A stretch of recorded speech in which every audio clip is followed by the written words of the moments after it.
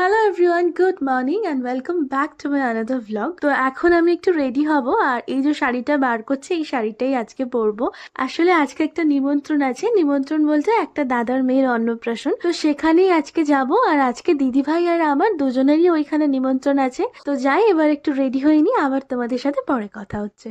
তো finally ready হয়ে বাড়ি থেকে বেরিয়ে তো পড়েছি, কিন্তু লেট আজকে অনেকটা হয়ে গেছে।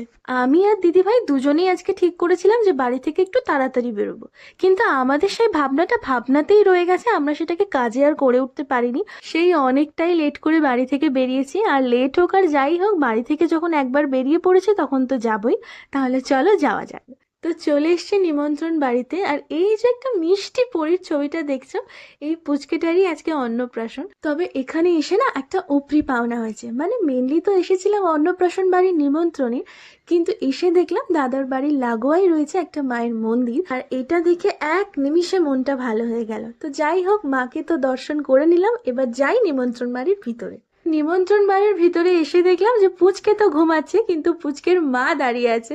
তাই তার মাকে গিফটটা দিলাম, আর পুচকের মা এত সুন্দর করে সেজেছে, এত মিষ্টি লাগছে বৌদিকে দেখতে যে আমি ভিডিও না করে থাকতে পারলাম না। আর এখন যে ছোট ছোট অন্নপ্রাশনের ক্লিপিংস গুলো আমি অ্যাড করছি, এগুলো কিন্তু সত্যি আমার একটাও ক্যাপচার করা নয়, কারণ আমি আর দিদিভাই যখন পৌঁছেছে তখন অলরেডি অন্নপ্রাশনের যে মেন অনুষ্ঠানটা হয় সেটা হয়ে গিয়েছিল। তো সেই কারণে তো আমার পক্ষে ওই ভিডিওগুলো ক্যাপচার করা সম্ভব হয়নি। তবে ওই দাদা আর বৌদি এতটাই মিষ্টি যে ওদেরকে একবার বলাতেই ওদের যে সমস্ত ক্যাপচার করা ছোট ছোট ভিডিওগুলো ছিল সেগুলো সেন্ড করে দিয়েছিল, আর তার থেকেই কিছু কিছু ভিডিও আমি তোমাদের সাথে শেয়ার করলাম। তো যাই হোক, চলে এসছি এবার খাওয়া দাওয়া করতে, কারণ টাইম তো অনেকটাই হয়েছে। তাহলে খাওয়া দাওয়া শুরু করা যাক। তো প্রথমেই পাতে দিয়ে দিয়েছে নুন, লেবু, তার সাথে সাদা ভাত, ডাল, ঝুরি আলু ভাজা আর বেগুনি। আর আমার না এই ঝুরি আলু ভাজাটা খেতে জাস্ট ফাটাফাটি লাগে। তো ডাল দিয়ে ভাত খাওয়া কমপ্লিট করতেই চলে এসছে চিংড়ি মাছ আর ফুলকপি দিয়ে বানানো একটা আইটেম, আর এটাও বেশ ভালো খেতে ছিল। তারপর দিয়ে দিয়েছে চিকেন কষা, আর এই চিকেন কষাটা খেতে আমার জাস্ট দারুণ লেগেছে। মানে ন্যাচারালি অনুষ্ঠান বাড়িতে চিকেন কষা করলে যেরকম স্বাদের হয়ে থাকে তার থেকে এটা অনেকটাই আলাদা রকম খেতে ছিল, কিন্তু আমার বেশ ভালো লেগেছে খেতে। আর শেষ পাতে ছিল টমেটো, খেজুর, আমসত্ত্ব, কাজু বাদাম, কিশমিশ দিয়ে বানানো চাটনি, পাঁপড়, রসগোল্লা, আর তার সাথে ছিল আইসক্রিম আর জোয়ান। তো জমিয়ে খাওয়া দাওয়া করে একটু বসে গল্প করলাম। আর হ্যাঁ, সেজে গুজে নিমন্ত্রণ বাড়িতে এসছি আবার শাড়ি পরে, তাও ছবি তুলবো না এটা তো হতেই পারে না, তো কয়েকটা ছবিও তুলে নিলাম।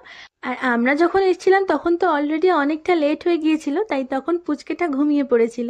আর খাওয়া দাওয়া কমপ্লিট করে উঠে দেখলাম পুচকেটা ঘুম থেকে উঠে পড়েছে। তো জাস্ট ওয়েট করছিলাম যে ও কখন ঘুম থেকে উঠবে আর আমরা একটু ওকে আদর করব। তো যাই হোক, ও যখন ঘুম থেকে উঠেই পড়েছে তাহলে আর দেরি কিসে, তাই ওকে একটু ভালো করে আদর করে নিলাম। এইবার বাড়ি ফিরবো। তো সবাইকে টাটা বাই বাই করে উঠলাম ক্যাবে বাড়ি ফেরার জন্য। তো তাহলে চলো এবার বাড়ি ফিরি, আর আজকের ব্লগটাও আমি এখানেই শেষ করছি। ব্লগটা তোমাদের কেমন লাগলো আমাকে কমেন্ট করে জানাতে পারো। ভালো লাগলে লাইক, কমেন্ট, শেয়ার করো, আর হ্যাঁ, আমার ইউটিউব চ্যানেলটাকে সবাই একটু সাবস্ক্রাইব করে দিও।